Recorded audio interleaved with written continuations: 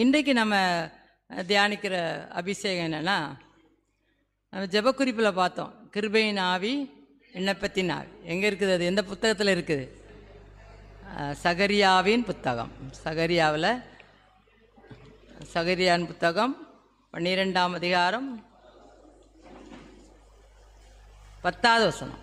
நான் தாவீது குடும்பத்தாரின் மேலும் எருசலேம் குடும்பத்தாரின் மேலும் கிருபையின் ஆவியையும் விண்ணப்பத்தின் ஆவி. கிருபையின் போதும், அவ்வளோதான். கிருபையின் ஆவி, விண்ணப்பத்தின் ஆவி.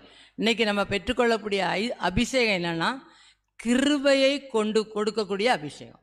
நம்முடைய வாழ்க்கையில் கிருபை. எதனாலும் இழந்துடலாம், கிருபை இழக்க முடியாது. பணத்தை இழக்கலாம், சொத்தை இழக்கலாம், சுகத்தை இழக்கலாம், எதெல்லாம் இழக்கலாம். உலகத்தில் எல்லாம் நம்ம நிறைய இழந்துட்டு தான் இருக்கிறோம், இழந்துட்டு தான் இருக்கலாம். அந்த இழப்பெல்லாம் நம்ம தாங்கிக்கலாம். கிருபை மாத்திரம் என்ன செய்யக்கூடாது?